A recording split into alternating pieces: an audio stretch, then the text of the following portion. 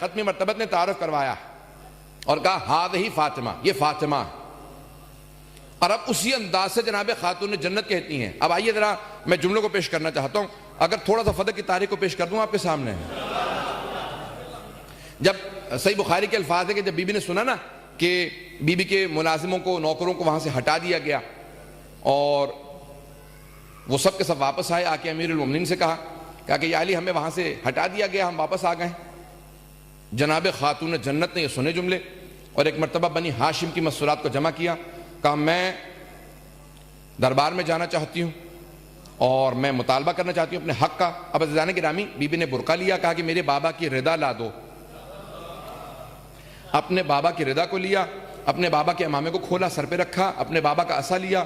عزیزان گرامی، تاریخ کے الفاظ یہ ہیں، اپنے بابا کا عصا ہاتھ میں لینا تھا، امامے کو کھول کے سر پہ رکھنا تھا، اپنے بابا کی رضا کو سر پہ لینا تھا۔ ساری مسورات آواز دے کے کہنے لگی، جب بی بی چل رہی تھی محسوس ہوتا تھا رسالت مآب آ رہے ہیں۔ انداز چلنے کا وہ تھا جیسے خود رسول خدا چل رہے ہو۔ چلنے لگی، کہا کہ اسماء مسورات کو جمع کر لے، میں اپنا حق جا کے مانگوں گی۔ عزیزان گرامی، سب کو بلایا، جناب اسماء بنت امیس، جناب ام ایمن، جناب فضہ، یہ مسورات کو بلانے گئیں۔ ساری بنی ہاشم کی مسورات جمع ہو گئیں، چاروں طرف سے بی بی کے ایک جھرمٹ تھا خواتین کا، بی بی کا برقع، اور اب چلنے لگیں۔ اب چاروں طرف مسورات عزیزان گرامی آ رہی ہیں بی بی مسجد نبوی میں۔ اب میں اپنے الفاظ میں پیش کرنا چاہوں گا، جملوں کو سنیے گا کہ جو مورخین نے لکھا ہے میں اپنے الفاظ میں کیسے پیش کروں گا۔ سب کی توجہ ہے نا اب تک میرے ساتھ؟ عزیزان گرامی، مورخین یہ کہتے ہیں جب چل رہی تھی بی بی تو بی بی چاروں طرف سے سیاہ برقع تھا سر پہ اور چاروں طرف سیاہ برقعوں کے اندر خواتین تھی۔ میں اپنے الفاظ میں یوں پیش کروں گا کہ خاتون جنت چلی، آسمان نے سر پہ سایہ کیا، زمین نے قدموں کو چومنا شروع کیا، فضا سے لبیک کی صدائیں آنے لگی، خاتم النبیین سلام کرنے لگے، حسنین امیر المؤمنین کی بارگاہ میں کھڑے ہو کے دعائیں دینے لگے۔ جب خاتون جنت چلی تو روب ایسا تھا کہ جیسے فرشتوں نے گریبان میں ہاتھ ڈال کے مجمع کو کھڑا کر دیا۔ ایک مرتبہ دربار میں تشریف لائیں بی بی، اور ایک مرتبہ اس طاہرانہ نگاہ سے اپنے نور و عظمت کا اقرار کروایا، حمد باری بجا لائیں، اور ایک مرتبہ تعارف کروایا کہ خدا کو ہم نے منوایا۔ اگر سننا پسند کریں گے عزیزان کرام، مجمع کی توجہ ہے میرے ساتھ؟ ہر آدمی اگر سننا پسند کریں گے میں آگے بڑھوں گا۔ عزیزان گرامی، بی بی نے ایک مرتبہ تعریف خدا وند متعال بجا لائیں، بتایا کہ توحید الہی کیا ہے۔ پھر ایک مرتبہ اپنے بابا کا تعارف کروایا، کہا اے عرب کے لوگوں، تم لوگ نجاست و طہارت کے اندر فرق نہ جانتے تھے، میرے بابا نے بتایا پاکیزگی کیا ہے۔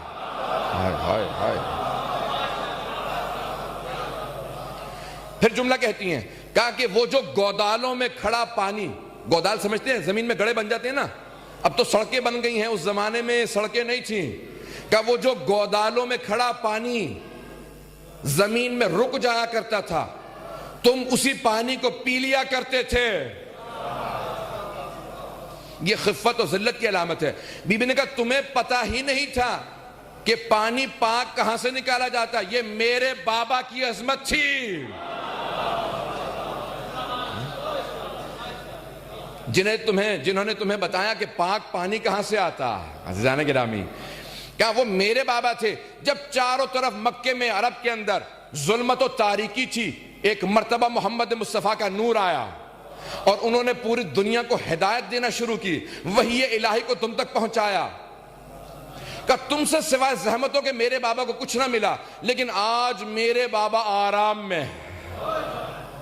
کوئی اس یقین سے کلام کر سکتا ہے جیسے بی بی کلام کر رہی ہیں، کہ آج میرے بابا من تعب ہذہ الدنیا، اس دنیا کی ہر زحمت سے آرام میں ہے۔ کہا کہ یاد رکھو جب عرب کے سارے بھیڑیے جمع ہو کے تم پہ حملے کرتے تھے، بھیڑیے سے مراد یہاں پہ ظالموں کی علامت ہے، جنگجو جو بڑے حملہ کرنے والے خونخوار، کہ جب عرب کے سارے بھیڑیے تم پہ حملہ کیا کرتے تھے تو وہ میرے شوہر نامدار علی تھے جو ان سب کے سروں کو توڑ کے انہیں لوٹایا کرتے تھے۔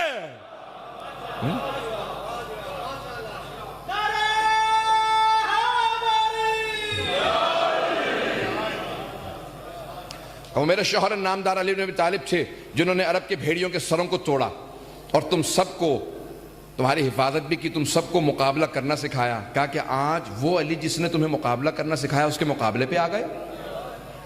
عزیزان گرامی, یہ جناب خاتون جنت تعارف کروا رہی ہیں. پھر کہتی ہیں ایھا الناس, اے لوگو, اعلموا انی فاطمہ, جان لو میں فاطمہ ہوں, میں فاطمہ ہوں. اب ذرا میں جملوں کی تھوڑی سی تشریح کروں گا. وابی محمد, اور میرے بابا محمد مصطفیٰ. عزیزان گرامی, اعلموا انی فاطمہ, جان لو میں فاطمہ ہوں. کیا فرما رہی ہیں بی بی؟ سارا مجمع جانتا تھا کہ پیغمبر اسلام کی ایک ہی بیٹی ہیں اور ان کا نام فاطمہ. پیغمبر نے اتنی احادیث کہہ دی تھی, نام لے کے کہ مستورات کی جوانان جنت کی سردار حسن حسین اور مستورات کی سردار جناب خاتون جنت. نام کتنی مرتبہ لیا؟ فاطمہ تو سیدۃ نساء اہل الجنہ, فاطمہ فاطمہ, سینکڑوں احادیث ہے بی بی کے نام سے. سب جانتے تھے یہ ہیں. تو اب بی بی کیا کہہ رہی تھی؟ اعلموا انی فاطمہ, جان لو میں فاطمہ ہوں. مجمع کی توجہ ہے یا نہیں مجھے نہیں معلوم. کہ اعلموا انی فاطمہ, جان لو میں فاطمہ ہوں. اب میں اپنے انداز سے ترجمہ کروں. آیا بی بی یہ کہہ رہی تھی میں فاطمہ ہوں, تم لوگ نہیں جانتے, یا نہیں کہہ رہی تھی وہ جو میرے بابا نے احادیث کہی تھی انی فاطمہ, وہ فاطمہ میں ہی ہوں, وہ میں ہی ہوں, وہ فاطمہ میں ہی ہوں. اب عزیزان گرامی بی بی اپنے انداز سے تعارف کر. اعلموا انی فاطمہ, جان لو میں ہی فاطمہ ہوں. وابی محمد, اور میرے بابا محمد مصطفیٰ. عزیزان گرامی اور کوئی کہہ سکتا تھا؟ جملہ خزانہ کیجیے گا. اگر بی بی یہ کہہ دیتی نا کہ صرف میرے بابا محمد ہے, بی بی کیا فرما رہی ہیں؟ صرف میرے بابا محمد ہے. اگر اور کوئی بی بی ہوتی جس کے بابا محمد ہوتے تو وہ فوراً کہتی کہ نہیں میرے بابا کا نام بھی محمد ہے. کسی کا اعتراض نہ کرنا اس بات کا ثبوت ہے صرف ایک بیٹی تھی.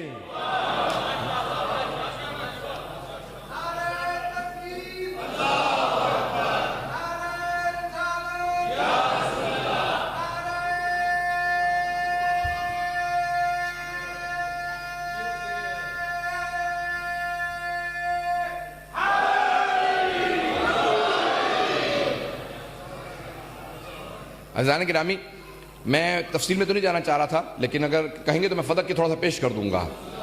عزیزان گرامی وہاں پہ بی بی نے تعارف کروایا, کہا کہ اعلموا انی فاطمہ و ابی محمد اقول عودا و بدءا, جو میں شروع میں کہوں گی وہی آخر میں کہوں گی.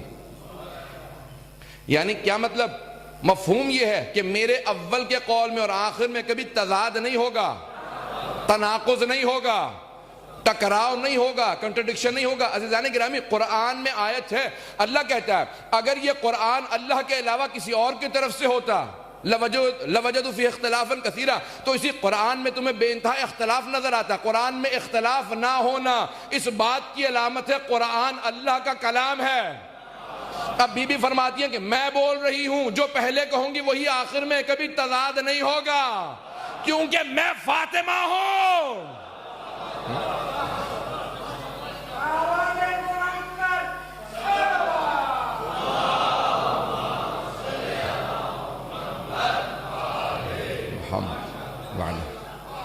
میرے کلام میں کبھی تضاد نہیں پاؤ گے. اقول عودا و بدءا, جو ابتدا میں کہوں گی وہی آخر میں کہوں گی. پھر اس کے بعد جو جملے کہتی ہیں ان کی تھوڑی سی تشریح کروں گا. پھر فرماتی ہیں ولا اقول ما اقول غلطا, اور جو کچھ کہتی ہوں میں کبھی غلط نہیں کہتی. ولا افعل ما افعل شططا, اور کبھی میری زندگی کے اندر کوئی لغزش نہیں پائی جاتی. عزیزان گرامی خود اپنی عصمت کو پہچنوا رہی ہیں کہ میں معصومہ ہوں, نہ میرے قول میں نہ میرے فعل میں کوئی تضاد نہیں ہے. عزیزان گرامی اب وہاں سارے کے سارے سننے والے عرب تھے.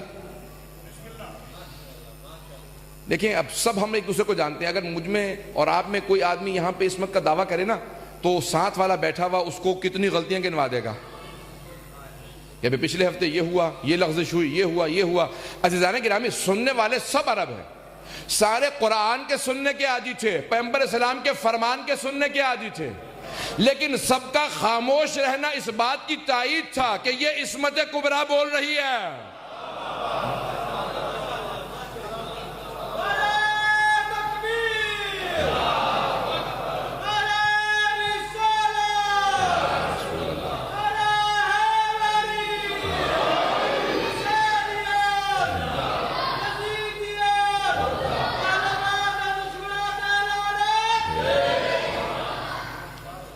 عزیزان گرامی یہ خاتون جنت ہیں. آئیے ذرا تھوڑی سی سن لیجئے فدق سے متعلق باتوں کو. اب وہاں پہ بی بی نے تعارف کروا دیا, کہا کہ دیکھو ہم اہل بیت رسالت ہیں, ہم کبھی خطا نہیں کرتے, لغزش نہیں کرتے. سننے والے سب کے سب عرب ہیں. عزیزان گرامی زیادہ وقت نہیں لوں گا آپ لوگوں کا, میں جانتا ہوں میں نے آدھا گھنٹہ لیا, میں مصاحب پہ تھوڑا سا تفصیل دوں گا. مصاحب سے پہلے 15-20 منٹ, زیادہ سے زیادہ 15 سے 20 منٹ آپ لوگوں کو اور زحمت دوں گا, اس کے بعد میں مصاحب پہ آ جاؤں گا. عزیزان گرامی اب خاتون جنت نے فوراً جو جملے پڑھے, جو آیات قرآن کی تلاوت کی, کہا کہ دیکھو یہ جو قرآن کے اندر آیات آئی ہیں سورہ انفال کے اندر, سورہ نمبر 8 ہے, کہ جب جنگ ہوتی تھی اور جو کچھ ملتا تھا اسے کہتے تھے مال غنیمت, اور مال غنیمت سب میں برابر تقسیم ہوتا تھا, پیغمبر تقسیم کرتے تھے. فاتح کا حصہ زیادہ تھا, سواروں کا تھوڑا کم, پیادوں کا اور کم, اور جو فتح کے بعد پہنچتے تھے ان کا سب سے کم, اور جو جاتے ہی نہیں تھے ان کو بھی پیغمبر اسلام کچھ نہ کچھ ضرور دیتے تھے. لیکن اسے کہتے تھے مال غنیمت. اور ایک ہے انفال جسے فے بھی کہا گیا. قرآن میں 2 الفاظ ہیں, انفال اور فے. فے یہ حمزہ, فے. توجہ ہے مجھ میں کہ اب تک تو کہا یہ 2 چیزیں جہاں جنگ نہیں ہوتی تھی اور وہ سب کچھ مل جاتا. خیبر میں جنگ ہوئی, مال غنیمت سب میں تقسیم ہوا. وہاں سے واپسی پہ جب فدق کے مقام پہ رکے تو یہودیوں نے کہا اب ہم جنگ نہیں کریں گے, ہم نے سن لیا کوئی حیدر کرار آپ کے ساتھ.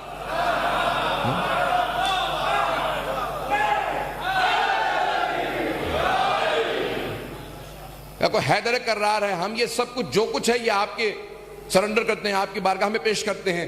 تو اللہ نے کہا یہ انفال ہے, کیونکہ یہاں جنگ نہیں ہوئی. جہاں جنگ ہوئی تھی مال غنیمت تھا, جہاں جنگ نہیں ہوئی وہ انفال ہے. انفال میں صحابہ کا کوئی حصہ نہیں, وہ صرف پیغمبر اسلام کا. یہ قرآن کی روح سے پیش کر رہا ہوں. پیغمبر اسلام استعمال کرتے, جو کچھ حاصل ہوتا فقراء میں تقسیم کرتے, ناداروں میں, بیواؤں میں, حکومت اسلامی کے دوسرے اخراجات کے اندر. توجہ ہے نا مجمع کی, تو اسے کہتے ہیں انفال, اسے کہتے ہیں فے. اب پیغمبر اسلام کو ملا, کا فدق پیغمبر اسلام کا تھا. قرآن کے اندر آیت نازل ہوئی وَآتِ ذَا الْقُرْبَى حَقَّهُ, اے میرے حبیب اپنے قرابت داروں کا حق ادا کر دیں. پیغمبر نے کہا یہ فدق فاطمہ کا.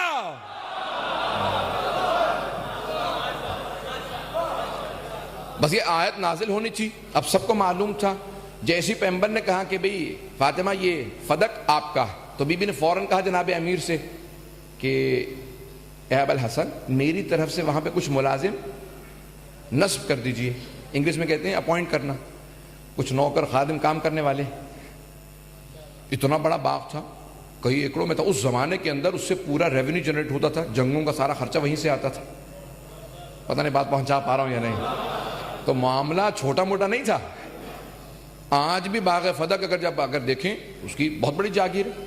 تو عزیزان گرامی جناب سیدہ کو جناب ختمی مرتبت نے دیا. بی بی نے فوراً مولا سے کہا کہ میری طرف سے وہاں پہ ملازمین کو اپوائنٹ کر دیں. مولا نے وہاں پہ نوکر چاہ کر رکھے, آپ کے زمانے میں مزارے یا جو بھی کہہ لیجئے, اب خادم کام کرنے والے, ہاری, جو بھی اصطلاحات استعمال کیجئے. مولا نے نصب کر دیے. جیسی پیغمبر کا وصال ہوا تو فوراً کسی نے کہا کہ سب کو نکال دو. اب بی بی نے کہا کہ بھئی یہ میرا. توجہ توجہ توجہ, سارے مجمع کی توجہ ہو. بی بی نے کہا فدق میرا ہے. تو کسی نے جواب دیا, کہا کہ آپ گواہ لائیے.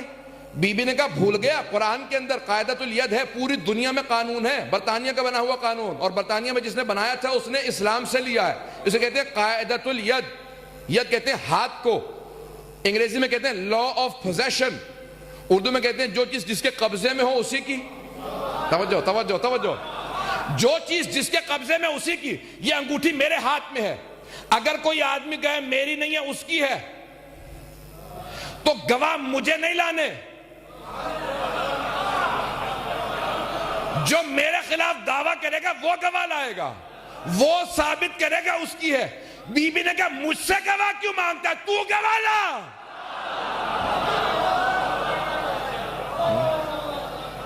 پتہ نہیں بات پہنچا پایا ہوں یا نہیں. بی بی نے کہا گواہ مجھ سے مت مانگ, گواہ تو لے کے آ. ہمارے وہاں نوکر کام کرتے ہیں, تو نے انہیں نکالا تو اسی لیے اعتراض کرنے آئی ہوں. وہاں پہ ہمارے ملازم کام کرتے ہیں, جگہ ہماری ہے, تو کہتا ہے تیری ہے, تو گواہ لا. تو یہ مت کہیں کہ بی بی نے فوراً کہا میراث ہے, نہیں کہا, بعد میں کہا میراث. توجہ توجہ, مجمع میں کوئی آدمی اس جملے کو ضائع نہ کرے, کوئی بچہ بھی اس کو غلط سمجھ کے نہ جائے. تو بی بی نے فوراً کہا یہ انفال ہے, فے رسول خدا کے پاس تھا.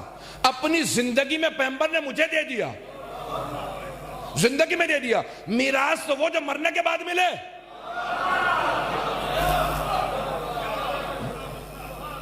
اپنی زندگی میں مجھے دے دیا تھا تو میرا، تو کہتا کہ میرا نہیں ہے تو تو گواہ لے کے آ۔ اس نے کہا نہیں مانتا، میں تیزی سے چلوں گا، بہت وقت نہیں ہے۔ اس نے کہا نہیں میں نہیں مانتا۔ بی بی نے کہا اچھا نہیں مانتا تو یہ تو مانتا ہے نا کہ یہ انفال میں ہے، فے میں ہے، مال غنیمت نہیں ہے۔ اگر یہ نہیں مانتا کہ بابا نے مجھے دے دیا تھا تو یہ مانتا ہے نا کہ انہی کا تھا، یہ تو مانتا کہ ان کا تھا۔ کہا ان کا تھا۔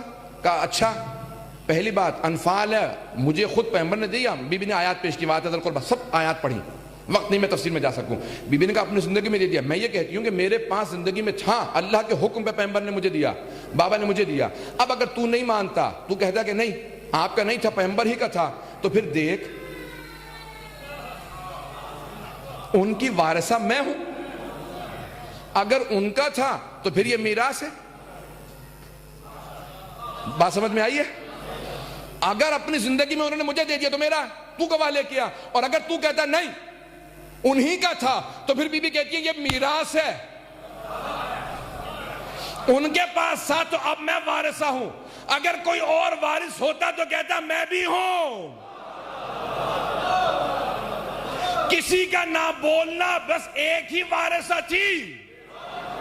تو بی بی نے کہا میں وارثہ ہوں، تو اس نے کہا نہیں، مجھ سے پیغمبر اسلام نے کہا تھا کہ نحن معاشر الانبیاء لا نرث ولا نورث، ہم انبیاء کا گروہ، نہ ہمارا کوئی وارث ہوتا ہے نہ ہم کسی کے وارث ہوتے ہیں۔ بی بی نے کہا ہر بات پہ تو مجھ سے گواہی مانگتا ہے، یہ جو تو نے بھی بیٹھ کے حدیث گھڑی ہے، تیرے پاس کوئی اس کا راوی ہے؟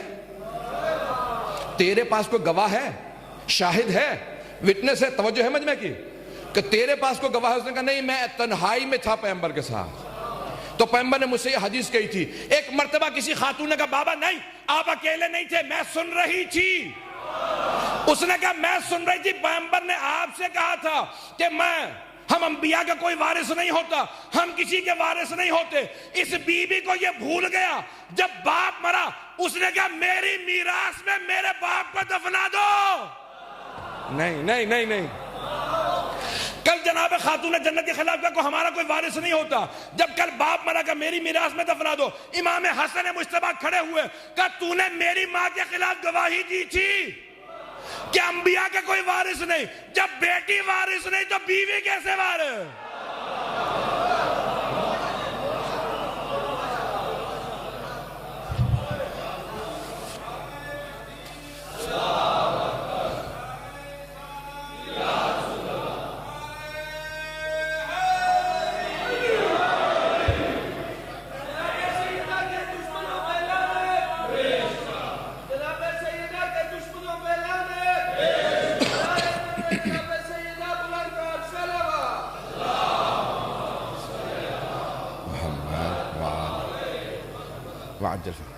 بات واضح ہو گئی ہے؟ عزیزان گرامی میں زیادہ وقت نہیں لینا چاہتا، 5 منٹ میں بات کو تکمیل تک پہنچا دوں گا۔ تو بی بی نے کہا پہلی بات یہ ہے انفال، اور انفال میں میرا حق، کیونکہ وَآتَ ذَا الْقُرْبَى حق کا ہو، اور اگر تو کہتا ہے نہیں دیا تھا، میرے بابا ہی کے پاس تھا، تو پھر میراث میرا حق۔ اور اگر تو پھر بھی کہتا کہ تو نے کہا ایک حدیث ہے پیغمبر نے کہا کہ ہمارا کوئی وارث نہیں ہوتا، بی بی نے کہا کہ تیرے پاس کوئی گواہ ہے اس حدیث کا؟ کہا نہیں۔ بی بی نے کہا میں کیسے مان لوں کہ میرے بابا نے یہ حدیث کہی ہوگی جبکہ قرآن میں اس کے برخلاف آیات موجود ہیں؟ اور بی بی نے 5 آیات کی تلاوت کی، وَأُولِي الْأَرْحَامِ بَعْضُهُم مِّن بَعْضٍ، کہا کہ جو قرابت دار ہیں، اہل رحم ہیں، خونی رشتہ دار ہیں، وہ ایک دوسرے کے وارث ہیں۔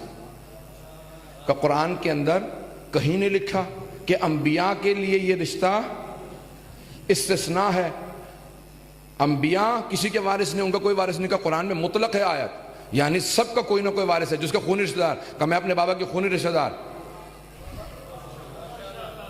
یوصیکم اللہ، اے ایمان والو اللہ تمہیں وصیت کرتا ہے، للذکر مثل حظ الانثیین، ایک بیٹے کا حصہ بیٹیوں کے مقابلے میں دگنا ہوگا۔ کہ اس آیت کے اندر اللہ سبحانہ و تعالیٰ نے مطلق کہا ہے، یہ نہیں کہا کہ انبیاء کی بیٹیاں اس میں شامل نہیں ہیں. توجہ ہے کہ جب انبیاء کو استثناء نہیں کیا تو انبیاء کی بھی بیٹیاں وارث ہیں. کہ تیسرے کہ تو کہتا ہے انبیاء کا کوئی وارث نہیں ہوتا، وارث ہے سلیمان و داؤد. قرآن کی آیت ہے، سلیمان داؤد کے وارث ہیں. سلیمان داؤد کے وارث ہے. کہ سلیمان نبی، داؤد نبی. جو وارث ہے وہ بھی نبی، جس کا وارث ہے وہ بھی نبی. کیا کیسے ہو سکتا ہے میرے بابا اس کے خلاف، برخلاف آیت کے خلاف حدیث کہیں؟ پھر بی بی نے کہا چوتھی آیت سننا پسند کریں گے. چوتھی آیت، رب حب لی من لدنک ولیا یرثنی ویرث من آل یعقوب. جناب زکریا نے دعا مانگی، پروردگارا مجھے اپنے پاس سے میرا ایک ولی قرار دے دے. یرثنی ویرث من آل یعقوب، جو میرا بھی وارث ہو اور پوری آل یعقوب کا وارث ہو. کا سب نے لکھا ہے انبیاء دو ہیں جنہوں نے قرآن میں اولاد کے لیے دعا مانگی ہے. ایک جناب ابراہیم ہیں، دوسرے جناب زکریا ہیں. جناب زکریا بوڑھے تھے تب جا کے بیٹا ہوا، اور کوئی اولاد نہیں تھی. تو کہے کہ نہیں وارث جو تھا وہ نبی نہیں تھا. جناب یحییٰ ایک ہی بیٹا، وہ نبی. جناب زکریا نبی، جو وارث ہے وہ بھی نبی ہے، جس کا وارث ہے وہ بھی نبی. جب بی بی نے 5 آیت کی تلاوت کی، بہت پریشان. بی بی نے کہا اچھا اگر میراث نہیں مانتا تو پھر خمس ہے، خمس کی بھی وارث میں ہوں. خمس صرف اہل بیت کے لیے ہے. تو اس نے کہا کہ نہیں، ما ترکنہ فہو صدقہ، جو ہم چھوڑ جاتے ہیں پیغمبر اسلام نے کہا وہ صدقہ ہے، اور صدقہ اہل بیت پہ حرام ہے، اس لیے ہمارا حق بنتا ہے. اگر میں پتہ نہیں پیش کر پایا ہوں، بات کو نہیں پیش کر پایا، میں تیزی سے چلتا رہا لیکن میں نے بات کو تکمیل کر دیا. اور یہ کہنے کے بعد مقدمہ برخاست کر دیا گیا. اب وہاں پہ بی بی کو جلال آیا اور بی بی نے ایک مرتبہ مجمع کا رخ کیا. کہا کہ ایھا الناس، ہے لوگوں، میرے بابا نے تم لوگوں کو ہدایت دی تھی اور تم سب کو ذمہ دار قرار دیا تھا کہ جب کوئی برائی دیکھو، گناہ دیکھو، ظلم دیکھو تو آواز بلند کرنا، خاموش نہ بیٹھے رہنا. تم سب کی آنکھوں کے سامنے میرا حق لے لیا گیا، لیکن یاد رکھو یہ مقدمہ خارج نہیں ہوا.